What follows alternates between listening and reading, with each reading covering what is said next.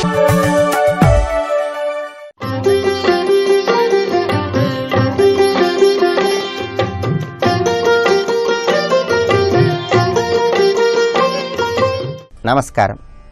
ప్రేక్షకులందరికీ శుభోదయం. ఈనాటి శుభయోగం శీర్షికన గురువారం సందర్భంగా దత్తాత్రేయ స్వామివారి షోడశ అవతార స్వరూపాలలో దాగి ఉన్న వైభవం ఏంటో పరిశీలిద్దాం. దత్తాత్రేయ స్వామివారు భక్తులందరినీ అనుగ్రహించటానికి ప్రధానంగా 16 అవతారాలలో విరాజిల్లుతూ భక్తులను అనుగ్రహిస్తున్నారు. ఈ 16 అవతారాలలో 5వ అవతారం యోగిజన వల్లభుడు అని మనకి దత్త చరిత్ర తెలియజేస్తోంది. కాలాగ్ని శమనుడు అనే పేరుతో ఆవిర్భవించిన దత్తాత్రేయ స్వామివారు ఒకానొక సమయంలో మార్గశిర మాసంలో పౌర్ణమి తిథి రోజు గురువారం మృగశిర నక్షత్రం ఉన్న సమయంలో సాయంకాలం పూట లీలా అవతార స్వరూపంగా ఆవిర్భవించారు. ఇలా ఆవిర్భవించినటువంటి స్వామివారికి యోగిజన వల్లభ అవతారము అనే పేరు వచ్చింది. ఈ యోగిజన వల్లభ అవతార స్వరూపంలో ఉన్నటువంటి దత్తాత్రేయ స్వామివారి అనుగ్రహాన్ని పొందటానికి ఒక శ్లోకాన్ని చదువుకోవాలని దత్త చరిత్ర మనకు తెలియజేస్తోంది. ఆ శ్లోకం ఏంటంటే, యోగ విఘ్నయ నాథాయ భక్తానందకరాయ చ దత్తాత్రేయాయ దేవాయ తేజోరూపాయతే నమః. అంటే భక్తులకు ఆనందాన్ని కలిగింపజేయటానికి, యోగశాస్త్ర రహస్యాలను తెలియజెప్పటానికి తేజో రూపంలో ఆవిర్భవించిన స్వామి నీకు నమస్కారం అంటూ ఈ శ్లోకంలో దత్తాత్రేయ వారిని స్మరించుకుంటున్నాం. అది ఈ యోగిజన వల్లభ అవతారంలో దాగి ఉన్నటువంటి పరమార్థం. ఆ తర్వాత స్వామివారి 16 అవతార స్వరూపాలలో 6వ అవతార స్వరూపం లీలా విశ్వంభరుడు అని మనకి దత్త చరిత్ర తెలియజేస్తోంది. యోగిజన వల్లభుడిగా అవతరించినటువంటి దత్తాత్రేయ స్వామివారు ఆ బాల అవతారంలో అమోఘమైనటువంటి లీలలను ప్రదర్శించారు. అసామాన్యమైనటువంటి మహత్తులను ప్రదర్శిస్తున్నటువంటి ఆ స్వామివారి దగ్గరకు గుంపులు గుంపులుగా అనేక మంది మునిజనులందరూ వెళ్ళి మాకు ఉపదేశం చేయమని, మోక్ష మార్గాన్ని తెలియజెప్పమని ఎల్లవేళలా ప్రార్థిస్తూ ఉండేవాళ్ళు. అప్పుడు స్వామివారు వాళ్ళందరినీ పరీక్షించటం కోసం ఒక సరోవరంలోకి దిగి లీలా విశ్వంభర అవతార రూపంలో దర్శనమిచ్చారని దత్త చరిత్ర మనకు తెలియజేస్తోంది. అది పుష్యమాసం, శుద్ధ పౌర్ణమి తిథి, బుధవారం ప్రాతకాలం. పుష్యమాసంలో శుద్ధ పౌర్ణమి తిథి రోజు బుధవారం ప్రాతకాలంలో తమకు మోక్షం కలిగింపజేయమని, మోక్షం కోసం ప్రార్థిస్తున్నటువంటి మునులందరినీ రకరకాలుగా పరీక్షించాలనే ఉద్దేశంతో ఒక సరోవరంలో ఆవిర్భవించినటువంటి దత్తస్వరూపానికే లీలా విశ్వంభరుడు అని పేరు. పూర్ణ బ్రహ్మస్వరూపాయ లీలా విశ్వంభరాయ చ దత్తాత్రేయాయ దేవాయ నమస్తే సర్వసాక్షిణే అనేటటువంటి శ్లోకాన్ని స్మరించుకోవటం ద్వారా లీలా విశ్వంభర రూపంలో ఉన్నటువంటి శ్రీదత్తుడి అనుగ్రహానికి సులభంగా పాత్రలు కావచ్చు. అలాగే దత్తాత్రేయ స్వామి వారి 16 అవతార స్వరూపాలలో 7వ అవతార స్వరూపం సిద్ధరాజు అవతార స్వరూపం. దత్తాత్రేయ స్వామివారు కొంతకాలం పాటు బదరికాశ్రమంలో ఉన్నప్పుడు అక్కడికి సిద్ధులు కొంతమంది వచ్చి స్వామివారినే పరీక్షించాలని ప్రయత్నిస్తారు. అప్పుడు స్వామివారు తన శక్తితో ఆ సిద్ధుల శక్తులను మొత్తం కూడా తీసివేసుకుంటారు. అప్పుడు వాళ్ళందరూ కూడా స్వామివారిని శరణు వేడి క్షమించమని ప్రార్థిస్తారు. అప్పుడు దత్తాత్రేయుల వారు అల్పమైనటువంటి సిద్ధులతో ఎటువంటి లాభము లేదని ఆత్మజ్ఞానాన్ని ఆ సిద్ధులందరికీ అనుగ్రహిస్తారు.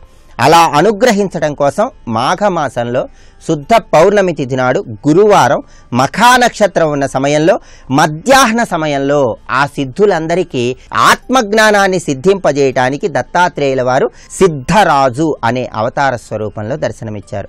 ఈ సిద్ధరాజు అవతార స్వరూపంలో ఉన్నటువంటి స్వామివారిని స్మరించుకున్నట్లయితే ఆత్మజ్ఞానం వైపు అడుగులు వేయవచ్చు, మోక్ష ప్రాప్తిని సిద్ధింపజేసుకోవచ్చు. రేపటి శుభయోగం శీర్షికన శుక్రవారం సందర్భంగా మహాలక్ష్మీదేవి అనుగ్రహాన్ని సిద్ధింపజేసుకోవటానికి ఎటువంటి విధి విధానాలతో లక్ష్మీదేవిని ఆరాధించాలో పరిశీలిద్దాం. నమస్కారం.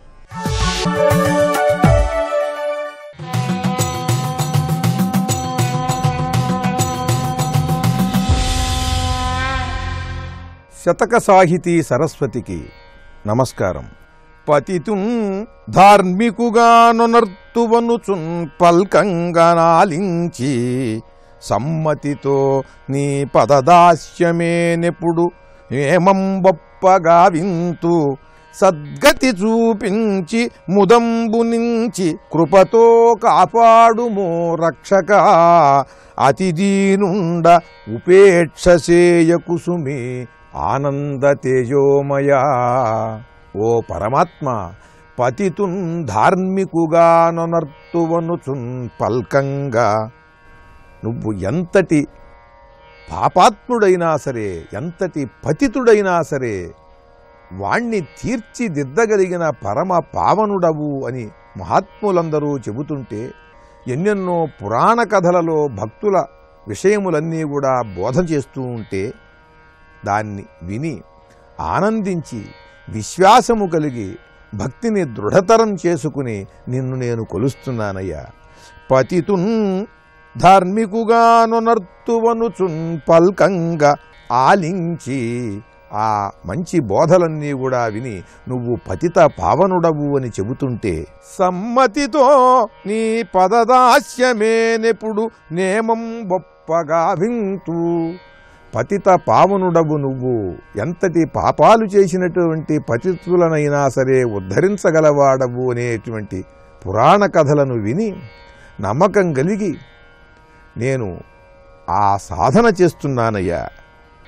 సద్గతి చూపించి ముదంబు నుంచి కృపతో కాపాడుమో రక్షక. నాకు సన్మార్గాన్ని చూపించు, సన్మార్గములో చేరేటువంటి స్థితిని కలిగించు, ఆ సన్మార్గములో నడిచేలా నన్ను అనుగ్రహించు. సద్గతిని చూపించి ముదంబు నుంచి, ఆ సన్మార్గములో సాగేటప్పుడు నాకు ఆనందాన్ని కలిగించు. అప్పుడు ఆ మార్గంలో ఇంకా నేను ముందుకి వెళ్ళగలుగుతాను. అది బాధాకరమైనట్లయితే నేను ఆ సన్మార్గాన్ని విడిచిపెట్టే అవకాశం ఉంటుంది. కనుక సద్గతి చూపించి ముదంబు నుంచి కృపతో కాపాడుమో రక్షక. ఇప్పుడు ఈ భావం ఎవరైనా సరే మనం ఈ పద్యాన్ని ప్రార్థనగా భావించవచ్చు.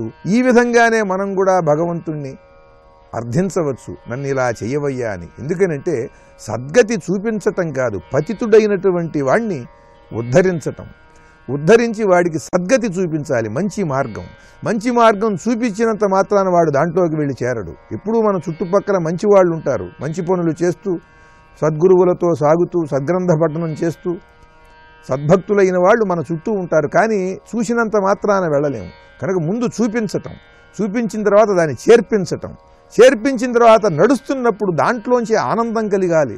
ఆ ఆనందం త్వరగా కలగాలి, ఎప్పటికో కాదు. చేస్తున్నప్పుడల్లా కూడా ఆనందం కలగాలి. చేయకపోతే కలగదు. కనుక వాడు నిరంతరం ఆ మంచి పని చేయటంలో నిరంతరం కూడా కృతకృత్యుడవుతూ ఉంటాడు, చేస్తూ ఉంటాడు. కనుక మంచి మార్గం చూపించు, మంచి మార్గంలోకి చేర్చు. ఆ మంచి మార్గంలో నడుస్తున్నప్పుడు నాకు ముదంబు నుంచి కృపతో కాపాడుమో రక్షక. ఇదంతా కూడా నువ్వు కరుణాస్వరూపుడవై నీ కృపతో నన్ను ఇలా అనుగ్రహించు ఓ రక్షక. అతి దీనుండా, దీనాతి దీనంగా నిన్ను నేను అర్థిస్తున్నానయ్యా.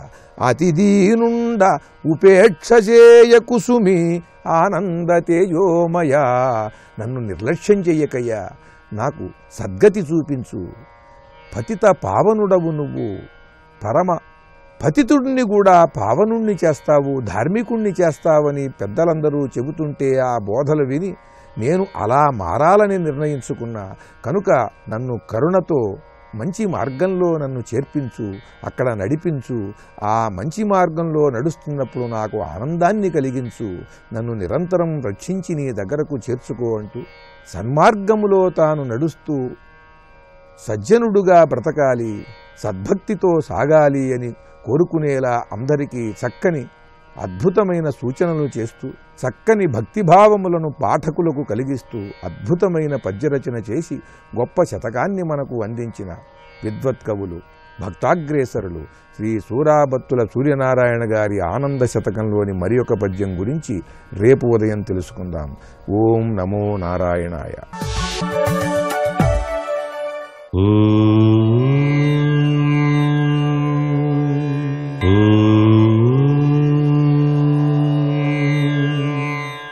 ఓం నమో నారాయణాయ.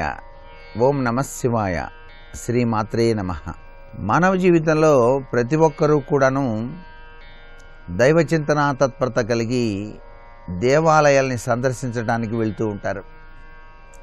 దేవాలయాల్ని సందర్శించడానికి వెళ్ళినప్పుడు మొట్టమొదటిసారిగా అక్కడ కాళ్ళు కడుక్కున్న తర్వాత లోపలికి ప్రవేశించేటప్పుడు పెద్ద గడప ఉంటుంది. ఆ గడపకి నమస్కారం చేసే లోపలికి వెళ్ళాలి. ఈ గడపకి నమస్కారం చేయటం వెనకాల దాగిన పరమార్థం ఏమిటంటే, తెలిసి తెలియక చేసినటువంటి తప్పులన్నీ కూడాను పటాపంచలైపోయి కర్మ విధ్వంసనమై సంస్కారవంతమైనటువంటి మార్గంలో మమ్మల్ని నడిపించడానికి అనువైనటువంటి మనస్సును మాకు ప్రసాదించవలసింది అని చెప్పేసి మనం గడప దగ్గర నమస్కారం చేస్తాం. గడప అంటే సాక్షాత్తు లక్ష్మీ స్వరూపం. అందుకే గడప పైన కూర్చోకూడదు, గడప పైన తుమ్మరాదు అని చెప్పేసి మన ఇళ్లల్లో కూడాను అంటూ ఉంటారు.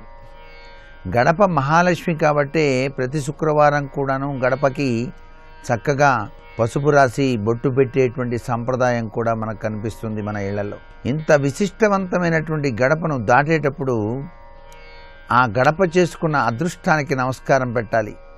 ఎందుకంటే దేవాలయంలో జరిగేటువంటి నిత్యోత్సవ, పక్షోత్సవ, అనేక కళ్యాణోత్సవాలకు సంబంధించి ఆ భగవంతుడు ఆ గడపను దాటే వెళ్తూ ఉంటాడు. కాబట్టి అందుచేత అది చేసుకున్న పుణ్యానికి మనం నమస్కారం చేస్తూ, ఇంత గొప్ప విశిష్టత కలిగినటువంటి లక్ష్మీ స్వరూపమా, నా కర్మ విధ్వంసనం చేసి సన్మార్గం వైపు నా జీవితాన్ని నడిపేటట్టుగా అనుగ్రహించవలసింది అని చెప్పేసి ఆ గడపకు హృదయపూర్వక నమస్కృతాంజలి గడిస్తూనే ఆ దేవాలయంలో ఉన్నటువంటి మూల విరాట్ను సందర్శించడానికి మనం వెళ్తాం.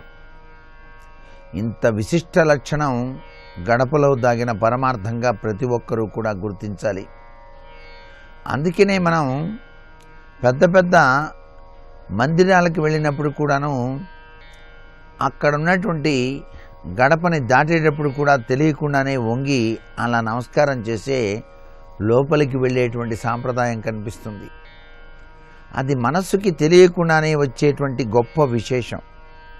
ఎందుకని వస్తుంది అన్నమాట, ఆ సంస్కార తత్వం మనకు బాగా అబ్బాలి అని చెప్పేసి చెప్పేటువంటి విశిష్ట లక్షణం. అందుకే సంస్కారాన్ని మనకు నేర్పేది గడప రూపంలో ఉండేటువంటి లక్ష్మీదేవిగా భావన చేయాలి. సాక్షాత్తు లక్ష్మీ స్వరూపమే, సంస్కారవంతమైనటువంటి లక్ష్మీ స్వరూపం అది. అందుచేత దేవాలయానికి వెళ్ళినప్పుడు, మందిరాలకు వెళ్ళినప్పుడు అక్కడ గడప గనక ఉన్నట్లయితే ఆ గడపకు ముందరగా మనం నమస్కారం చేసి తర్వాతే లోపలికి ప్రవేశించేటువంటి సనాతన సంప్రదాయం భారతీయ సంస్కృతిలో బాగా కనిపిస్తుంది. ఇంతటి గొప్ప విశేషకరమైనటువంటి తత్వాన్ని మనం అర్థం చేసుకొని మన జీవితాన్ని సుసంపన్నం చేసుకుందామా? మరి సర్వే జనా సుఖినో భవంతు.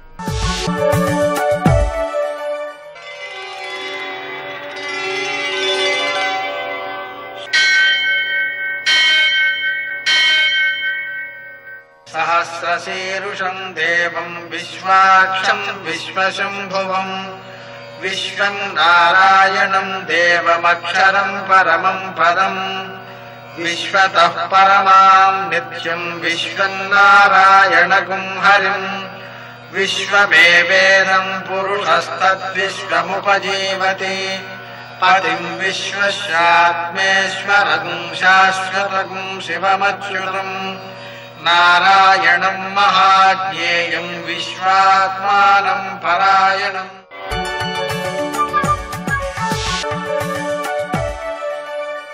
సూర్యశౌర్యమథేంద్రపదవీ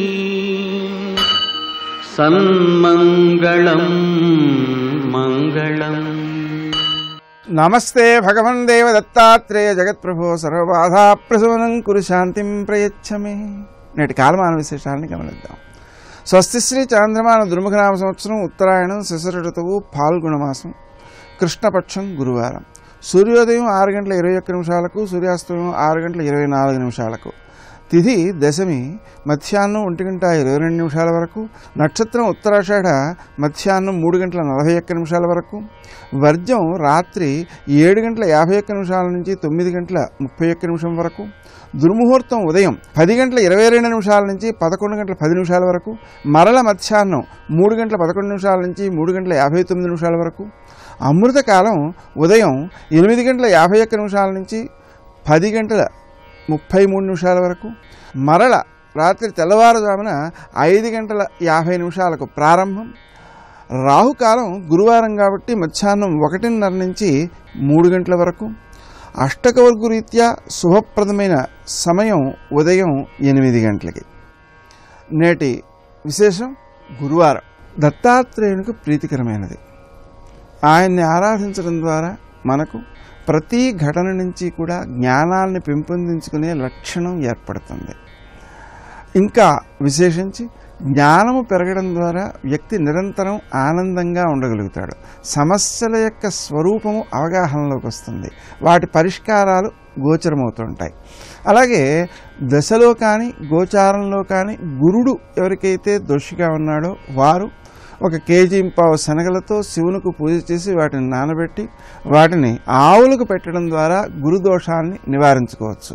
అదేవిధంగా మనకు శనగపిండితో తయారు చేసేటువంటి లడ్డు కానీ లేదా శనగలు పోచి కానీ దత్తాత్రేయ అవతారములైనటువంటి ఆలయాల్లో నివేదన చేసి భక్తులకు వాటిని ప్రసాదంగా పంచిపెట్టడం ద్వారా గురువుకు సంబంధించినటువంటి దోషాలు తొలగుతాయి. విశేషించి గురువు జ్ఞానానికి సంకేతం కాబట్టి ఆ వ్యక్తి జ్ఞానాన్ని పెంపొందించుకుంటాడు. అలాగే గౌరవ కారకుడు కాబట్టి గౌరవాన్ని కూడా పొందుతుంటాడు. ఎవరికైతే సంవత్సర ఫలితాలలో అవమానం ఎక్కువ, గౌరవం రాజపూజ్యం తక్కువ ఉన్నవాళ్ళు ఉంటారో వాళ్ళు ఇలా గురువారం నాడు దత్తాత్రేయుడిని పూజించుకోవడం ద్వారాను శనగల్ని నివేదన చేయడం ద్వారాను ఆ అవమానం అనేటువంటి దాన్ని తొలగించుకుని గౌరవాన్ని పెంపొందించుకోగలుగుతారు. అలాగే కొందరికి నీలాప నిందలు అంటే తాము చేయని తప్పు కూడా నిందించబడడం అనేటువంటి దోషం సంభవిస్తూ ఉంటుంది. వారు కూడా ఈ దత్తాత్రేయునికి సంబంధించినటువంటి రోజున ఆ శనగల్ని నివేదన చేసి ప్రసాదాలు పంచడం ద్వారా గౌరవాన్ని కూడా పెంపొందించుకోగలుగుతారు. ఆ అవమానాలు తొలగిపోతాయి, అపనిందలు కూడా తొలగిపోతాయి. మరో విశేషం, రేపు ఏకాదశి కావడం వలన ఈరోజు సాయంకాలం ఫలహారం మాత్రమే ఆచరించడం ద్వారా ఆ వ్రతాన్ని ఈరోజే ప్రారంభించినట్లు అవుతుంది. నేటి ఆణిముత్యాలు.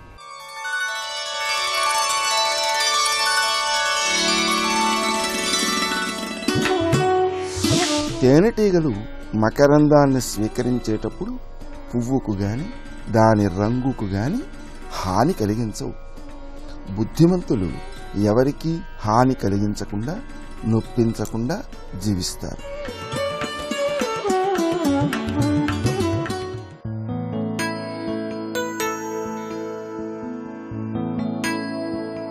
కోరికలు తీరే మార్గాలు వదిలి క్రియాశక్తిని పెంచే మార్గాన్ని అనుసరించండి. అదే మిమ్మల్ని విజయపథంలో నడిపిస్తుంది.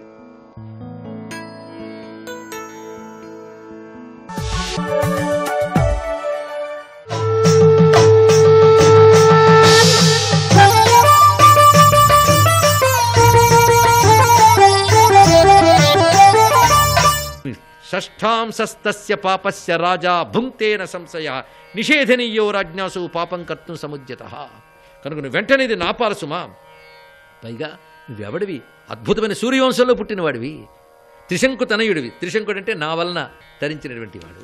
పూజ్యమైనటువంటి ధర్మం పాటించాలి కానీ హింసాయుతమైన ధర్మం కాదయ్యా అనంటే నిజమేనయ్యా, కానీ నా దేహాన్ని రక్షించుకోవాలని తాపత్రయం ఎక్కువైపోయింది. కానీ రాజు కాపాడబడితే అన్నీ కాపాడబడతాయంటే నీకంటే నేను చేయాల్సింది చేస్తానులే అని తిన్నగా సునశ్శేపుని వద్దకు వెళ్ళాడు విశ్వామిత్రుడు.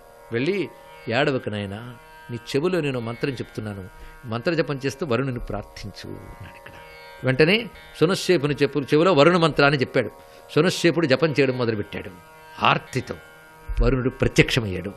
ప్రత్యక్షమై సునశ్శేప నీకేం పర్వాలేదు, నీ క్షేమం, ఈ రాజు రోగాన్ని నేను పోగొడుతున్నాను, జలోదర వ్యాధిని నేను పోగొడుతున్నాను, యజ్ఞం పరిపూర్ణమైనట్లే అన్నాడు. ఇది తస్య వచ శ్రుత్వా రాజ్ఞో రోగాతురస్య చ. ఎప్పుడైతే ఆ విధంగా వరుణుడు కనబడ్డాడో పాద నమస్కారం చేశాడు హరిశ్చంద్రుడు. అప్పుడు అన్నాడు, నీకు రోగం పోగొడుతున్నాను నాయన, నువ్వు అపుత్రస్య గతిర్నాస్తి అని సంతానాన్ని పొందవు, ధర్మబద్ధంగానే ప్రవర్తించావు. అయినప్పటికీ కూడా నీ సత్యనిష్ట ధర్మనిష్ట పరీక్షించడానికే నేను పలుమార్లు నీ దగ్గరికి వచ్చాను. ఈ ప్రార్థన అప్పుడే చేసుంటే అప్పుడే అనుగ్రహించేవాడు నేను ఇక్కడ.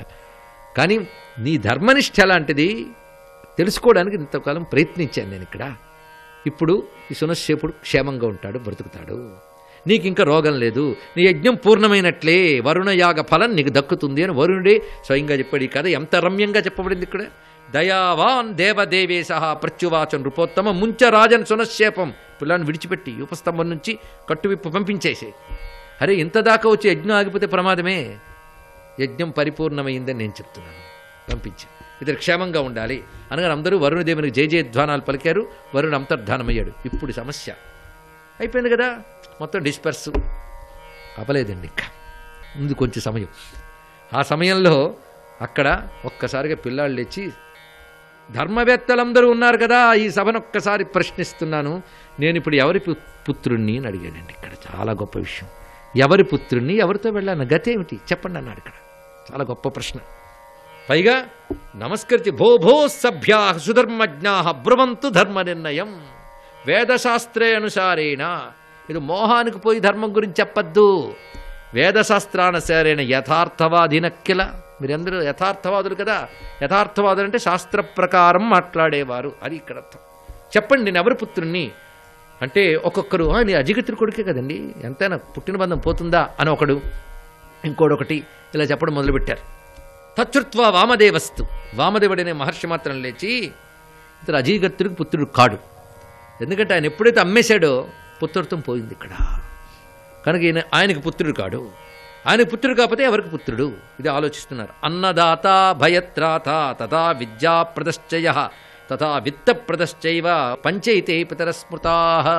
తండ్రి కాక ఇంకెవరిని తండ్రి అనాలంటే అన్నదాత, భయత్రాత, విద్యాప్రదుడు, విత్తప్రదుడు, వీళ్ళందరినీ కూడాను ప్రధానంగా, అలాగే మంత్రప్రదాత, వీళ్ళని తండ్రి అనాలి, ఒప్పుకుంటాం. అయితే ఇప్పుడు ఇతన్ని రక్షించిన వాడెవడు, వరుణుడు. కనుక వరుణుడు రక్షించాడు కనుక వరుణుడు తనయుడు, అజిగత్తుడు వాడు కాడు, కానీ వరుణుడి వల్ల రక్షింపడ్డాడు కదా. ఇంక ఈ చర్చ వచ్చింది. అప్పుడు ఎవరు ధర్మ నిర్ణయం చేస్తారు, వశిష్ఠులు వారు ఉన్నారు. ఆయనది తుది తీర్పు. చూడండి ఇక్కడ, ఇత్తం సందేహం ఆపన్నే వశిష్ఠో వాక్యం అబ్రవీత్. ఎందుకంటే వశిష్ఠుడు అంటే సర్వజ్ఞ సర్వపూజిత, ఆయన అటువంటి వాడు.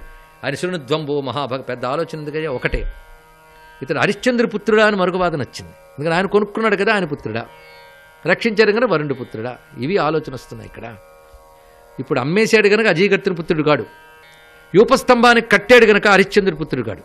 నాయన కదా యూపస్తంభాన్ని చంపుదామని కట్టాడు కదా, నాని పుత్రుడు కాడు. వరుణుడు ఒక దేవత, మంత్రానుష్ఠానం చేసిన దయతలిచి వెళ్ళిపోయాడు. దేవతలు అంటే వాళ్ళు ఎప్పుడు హింసా ప్రవృత్తి ఉండదు, తెలుసుకోండి. దేవతలకి వాళ్ళు కరుణాస్వరూపులు, ప్రార్థించిన వారిని అనుగ్రహిస్తారు.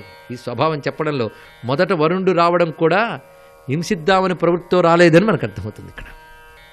అనుగ్రహ ప్రవృత్తి, అనుగ్రహించడం వాళ్ళ లక్షణం. ఏమండి, దీపం వెలిగించారు, వెలిగిచ్చింది. అబ్బా దీపం వెలిగిచ్చింది ఎంత గొప్పదో అంటే, వెలుగివ్వక ఏమిస్తుంది, అది వెలుగే ఇస్తుంది, ఏం చేస్తాం. కనుక దేవతలు అనుగ్రహించడం వాళ్ళ స్వభావం, అందుకు వరుణుడు అనుగ్రహించాడు. అందుకే వరుణుడు అనుగ్రహించిన స్వభావం కనుక ఆయన పుత్రుడు అనడానికి లేదు ఇక్కడ. మరి ఎవరయ్యా అంటే, తనంత తాను పూనుకుని మంత్రమిచ్చి రక్షించే విశ్వామిత్రుడు గనక, విశ్వామిత్రుడు తనని వశిష్ఠుడు తేలి చెప్పాడు చూడండి ఇక్కడ. అతడి వల్ల జరిగింది కనుక, కౌశికస్య సుతశ్చాయం అరిష్టే ఏన రక్షిత, కష్టకాలను రక్షించినవాడు విశ్వామిత్రుడు వారు. అందుకు అనగానే విశ్వామిత్రుడు మందహాసం చేసి, విశ్వామిత్రస్తు జగ్రాహ తంకరే దక్షిణే తదా, కుడి చేత్తో పిల్లాడి చేయి పట్టుకుని, ఏహి పుత్ర గృహం, మా ఇంటికి రానాయనా అని తీసుకువెళ్ళాడు సునశ్శేపుణ్ణి. ఆ విధంగా విశ్వామిత్రుడు పుత్రుడే సునశ్శేపుడు. ఇక మహానుభావుడు హరిశ్చంద్రుల వారు ధర్మనిష్ఠుడై రాజసూయ యాగాన్ని చేశాడు అన్నారు ఇక్కడ. రాజసూయ యాగం హరిశ్చంద్రుడి తర్వాత మళ్ళీ చేసిన వాడు ధర్మరాజు అండి. ఎంత కాలం వచ్చింది చూడండి ఇక్కడ. రాజసూయ యాగం చాలా విశేషమైనది. రాముల వారు అశ్వమేధ యాగం చేశారు, రాజసూయ యాగం కాదు ఇక్కడ. రాజసూయ యాగం చేయడం సామాన్యమైన అంశం కాదు. అలాంటి రాజసూయ యాగాన్ని చేశాడు హరిశ్చంద్రుడు. అంటే ఎంత గొప్ప చక్రవర్తితో పరిశీలించాలి ఇక్కడ. పైగా ధర్మనిష్ట లేనివాడిగా జరగదు.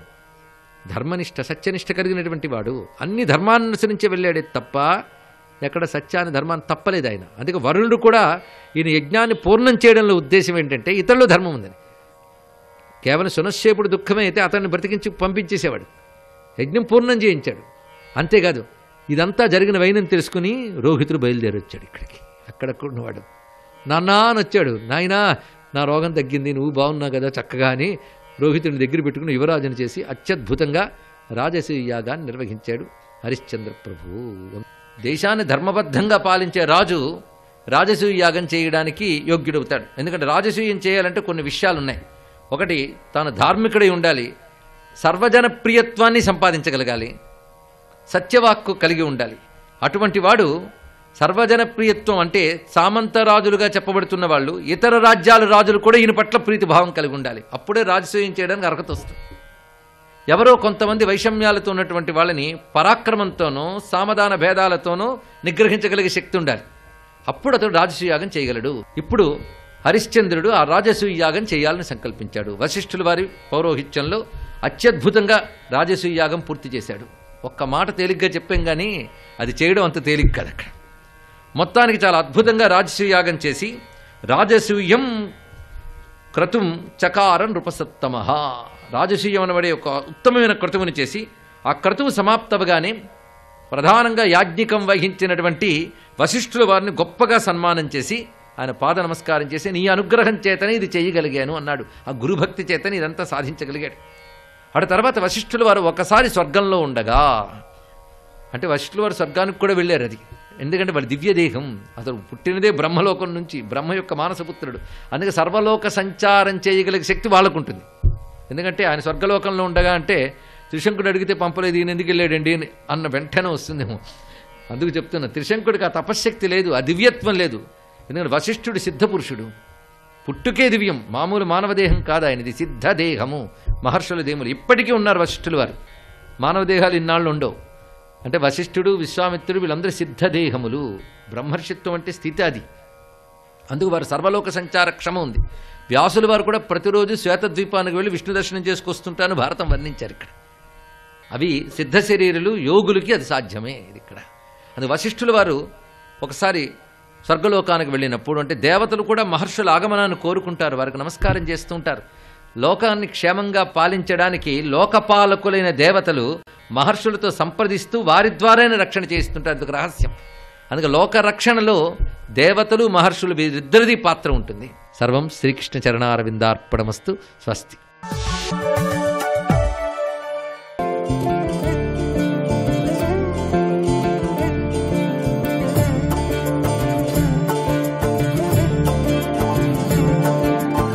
సీతమ్మ లాంటి తల్లి, సీతమ్మ లాంటి వ్యక్తి ఇక అసలు ఈ భూప్రపంచంలో ఉండదు. మా అమ్మ సీతమ్మకు సీతమ్మే సాటి.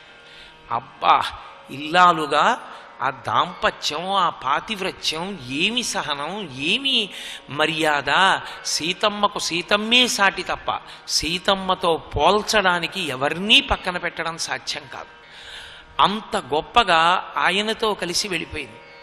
తస్యాశ్చ భర్తాద్విగుణం హృదయే పరివర్తతే అంతర్జాతమభివ్యక్త ఆఖ్యాతి హృదయం హృదా. మహర్షి చెప్పినటువంటి శ్లోకం అసలు కొత్తగా పెళ్ళవ్వలసిన వాళ్ళు తెలుసుకుంటే ఎంత ఆనందపడతారో, జీవితం ఇలా పండాలన్నమాట అనుకుంటారు. ఆయన అంటారు, తస్యాశ్చ భర్తాద్విగుణం హృదయే పరివర్తతే. ఆమె ఆయన హృదయమునందు స్థానము సంపాదించుకుంది. ఎలా? అనువర్తించి. అనువర్తించి అంటే ఆమె నీడ అయిపోయింది ఆయనకి. ఒక్క 4 రోజులలో ఆమె తెలుసుకుంది ఆయన అభిరుచులు ఇవి, ఆయన కోరికలు ఇలా ఉంటాయి, ఆయన నడవడి ఇలా ఉంటుంది. రాముడు పరమధర్మాత్ముడు సూర్యోదయాత్ పూర్వం లేచి స్నానం చేసి సంధ్య మారుస్తాడు. కాబట్టి అంతకన్నా ముందు నిద్ర లేవడం అలవాటు చేసేసుకుంది అంతే ఆవిడ. శ్రీకాళహస్తిలో ముందు కాళహస్తీశ్వరుడికి అభిషేకం చేయించారు, జ్ఞానప్రసూనాంబకు అభిషేకం చేయిస్తారు. ఎందుకంటే ఒక ఇల్లాలుగా ముందు తాను స్నానం చేసి భర్తకు అమర్చాలి. ఆదర్శ గృహిణిగా నిలబడుతుంది ఆ తల్లి. అలా ప్రతి చిన్న విషయంలో భర్తని అనుగమించింది ఆవిడ. అనుగమించిన కారణం చేత ఏమైపోయింది అంటే మహర్షి అన్నారు, ఆఖ్యాతి హృదయం హృదా. వాళ్ళు నోరు విప్పి మాట్లాడుకోవలసిన అవసరం వాళ్ళకి కలగలేదు. అంటే సీత తువ్వాలిస్తావా, సీత మడినీళ్లు పెడతావా, సీత అభిషేకానికి మారేడు దళాలు పెట్టావా, అలా అడగవలసిన అవసరం లేదు. రాముడే పెట్టుకుంటే ఏదైనా మరిచిపోయి మళ్ళీ లేవాలేమో, సీతమ్మ పెడితే రాముడు లేవక్కర్లేదు. అంటే ఆయన పూజ ఎలా చేసుకుంటాడో, పూజలో ఎక్కడెక్కడ ఏ సంబారాలు వాడుకుంటాడో అందులో ఒక్క సంబారం కూడా తక్కువ రాదు. పూజ ఆవిడ చేస్తుంది, ఆవిడ కాదు రాముడు చేస్తాడు. పూజ చేసేది రాముడు, పూజకు అందించేది ఏర్పాటు చేసేది సీతమ్మ. ఎవరి హృదయాన్ని బట్టి? తన హృదయాన్ని బట్టి రాముడి పూజ కాదు, రాముడి పూజని బట్టి సీతమ్మ అమరిక. మీరు ఆ విషయం గమనించాలి. ఎంత అందమైనటువంటి ఏర్పాటులో ఆవిడ పెడుతుందంటే ఆయన ఉపచారాలు చెయ్యడానికి వీలైన రీతిలో ఆయా పదార్థములను వరుసక్రమంలో పెట్టి ఉంచేస్తుందంతే.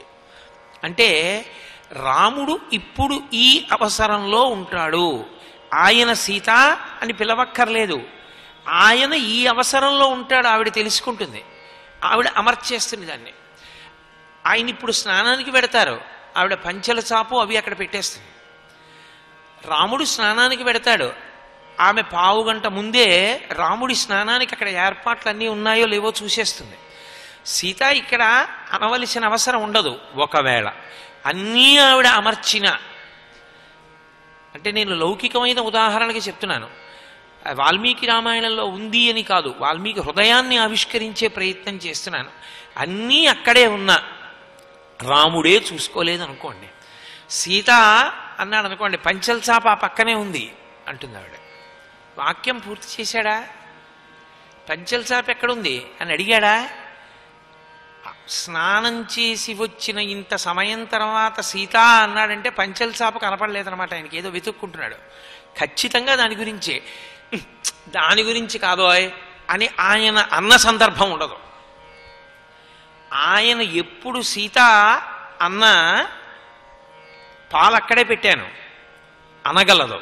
అంటే ఆయన అవసరాన్ని ముందు గమనించి పెడుతుంది. రాముడు కూడా అలా అయోమయంగా అక్కడే ఉన్నా మళ్ళీ సీత సీత అంటూ ఉండడు. అంటే ఇప్పుడు వాళ్ళిద్దరూ మాట్లాడుకున్నారనే దాని ఉద్దేశ్యం, మాట్లాడుకో అక్కర్లేని పరిస్థితి వచ్చింది. ఎందుకని?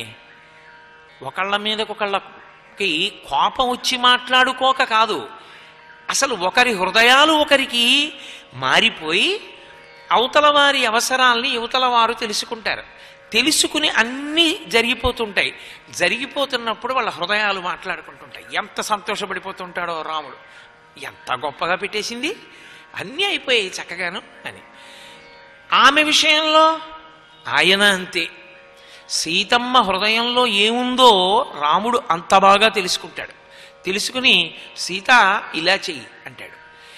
అంత గొప్పగా ఒకరితో ఒకరు నోరు విప్పి మాట్లాడుకోవలసిన అవసరం ఎప్పుడో ఏదో చాలా విశేషమైనదైతే తప్ప అసలు అవసరం లేదు. ఇది మాట్లాడుకోవడానికి వాళ్ళకి సందర్భం లేక కాదు, మాట్లాడుకోలేక కాదు, మాట్లాడుకోవడానికి విముఖులై కాదు, మాట్లాడుకోవలసినంత అవసరం లేనంతగా హృదయ మార్పిడి జరిగిపోయింది. అంటే ఒకరి మనసులు ఒకరి దగ్గరికి వెళ్ళిపోయాయి. అది దాంపత్యం. మహర్షి వాళ్ళ దాంపత్యం అంత గొప్పది అని చెప్పరు, వాళ్ళు అలా ఉంటారు అని చెప్తారు. నువ్వు అలా ఉండడానికి ప్రయత్నం చేస్తావా? చేయగలిగితే సీతారాముల్లా ఉండే ప్రయత్నం. అది భార్యాభర్తలంటే అంత అందంగా ఉంటుంది. ఎంత అందంగానో అర్థం చేసుకుని, అంత అర్థం చేసుకుని ప్రవర్తించగలిగినటువంటి ఆ స్థితి ఉన్నదే, అది చాలా చాలా గొప్ప దాంపత్యం. అసలు ముందు భర్తని అర్థం చేసుకుంటుంది. భర్తని అర్థం చేసుకుని ఆ భర్తని కమ్ముకొస్తుంది భార్య. భార్య ఆయన యందు ఉన్నటువంటి వెలితిని బయట పెట్టడానికి కాదు, ఆయన యొక్క హృదయ లాలిత్యాన్ని అర్థం చేసుకుని తను భర్తీ చేస్తుంది. అది అపరిమితమైన ప్రేమ. అది ఎప్పుడో రావడం కాదు, అది ఆ పరిణతి ప్రారంభంలోనే వచ్చింది సీతారాములకు. అది దాంపత్యం మీద ఒక అవగాహన ఉంటే. ఇది ఎందుకు వచ్చిందో నేను మీతో మళ్ళీ మనవి చేయక్కర్లేదు. విశ్వామిత్రుడు రామచంద్రమూర్తి యొక్క పరిణితికి కారకుడు. మహానుభావుడు తనతో తీసుకెడుతూ ఎంతమంది దంపతుల గురించో చెప్పాడు. తన వెళ్ళినప్పుడు పార్వతీ పరమేశ్వరుల యొక్క రతి క్రీడ దగ్గర నుంచి సుబ్రహ్మణ్యోత్పత్తి వరకు చెప్పాడు. గంగావతరణం చెప్పాడు. గౌతమ మహర్షి అహల్య చెప్పాడు. ఎన్ని కథలు చెప్పాడు. అలాగే కుశనాభుని యొక్క కుమార్తెల గురించి చెప్పాడు. ఇవి అన్నీ విన్న రామచంద్రమూర్తికి అసలు దాంపత్యం అంటే ఏమిటో అర్థమైంది. అసలు పురుషుడు ఒక భర్తగా నిలబడడానికి కావలసినటువంటి పరిణతిని సంతరించుకున్నవాడై ఉండాలి.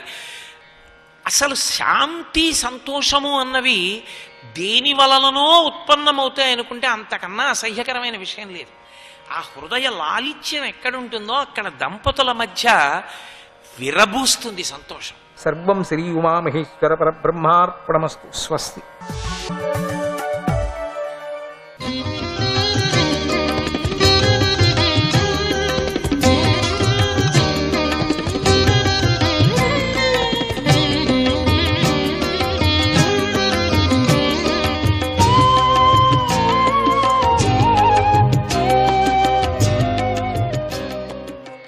అధోక్షజాయ నమః.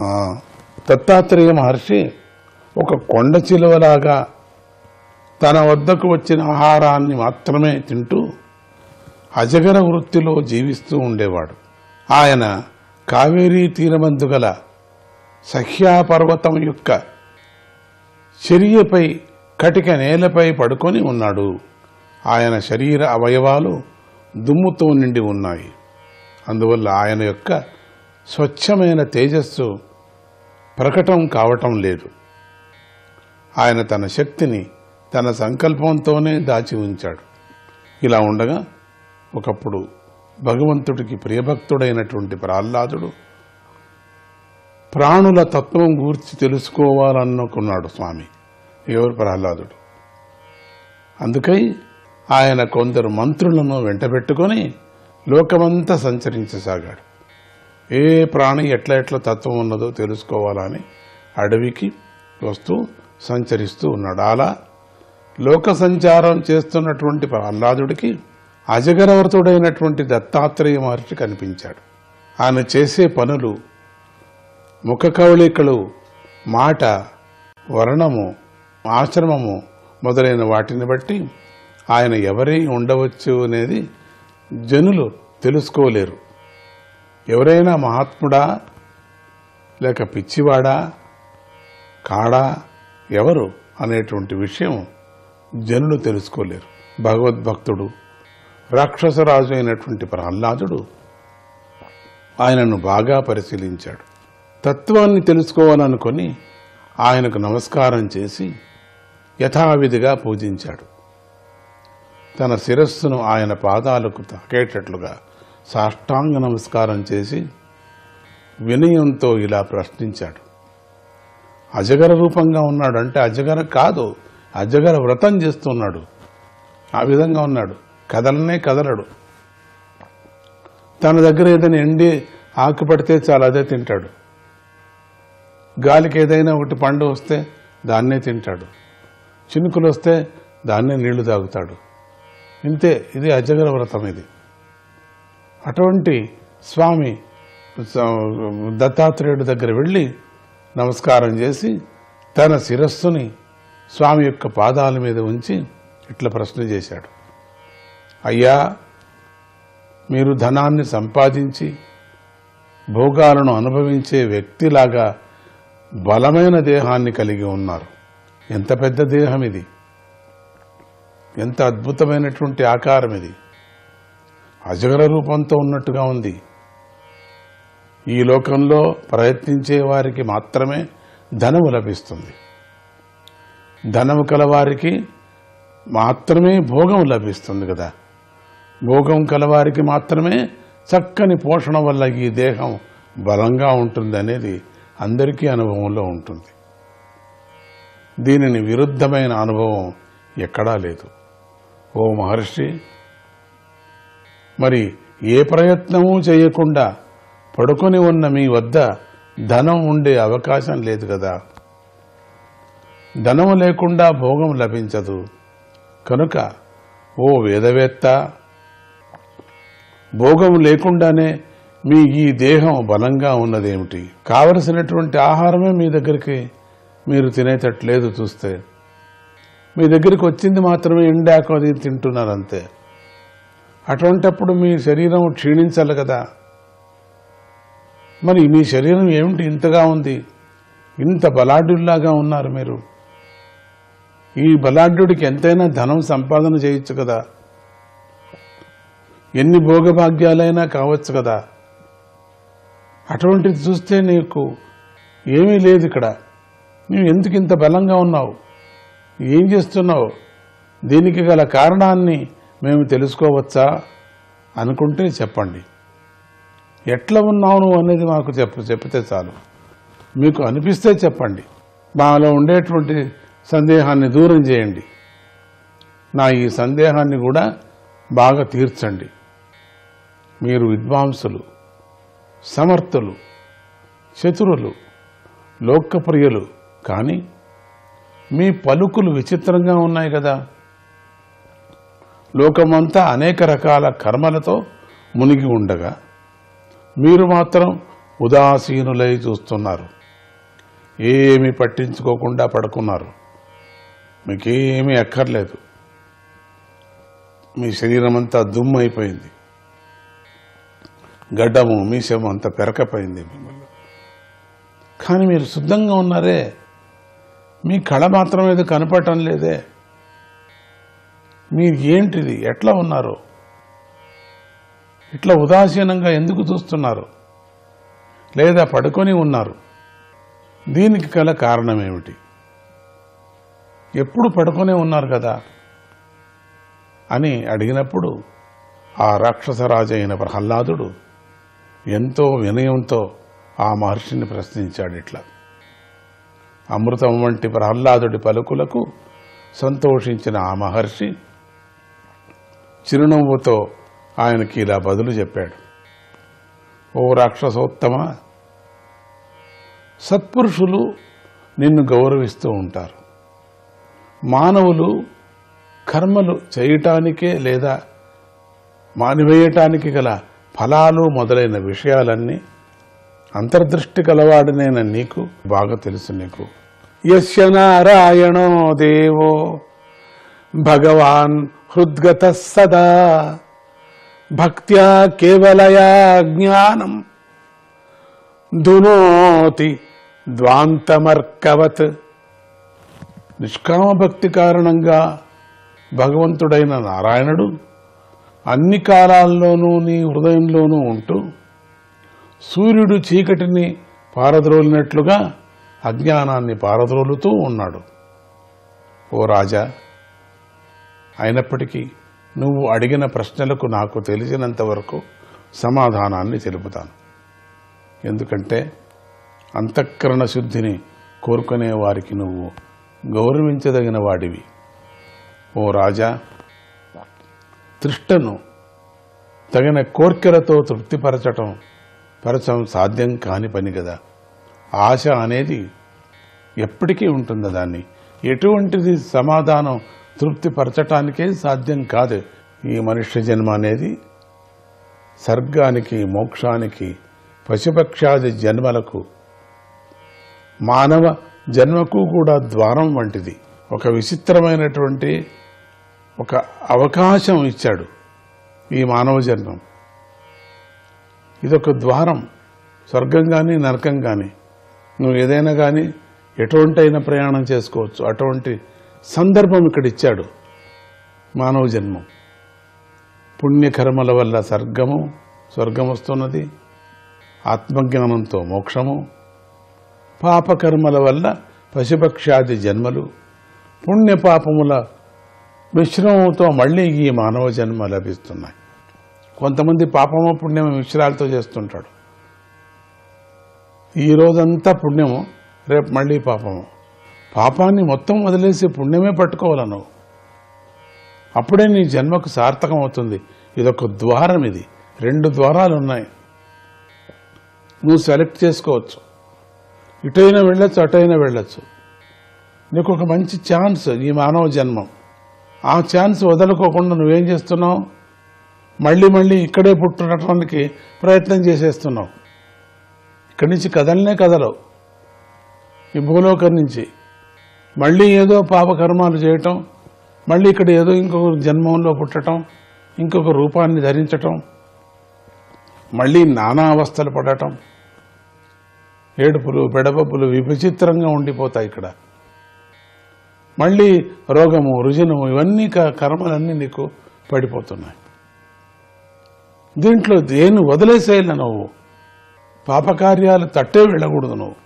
సంకర్షణాయ నమః.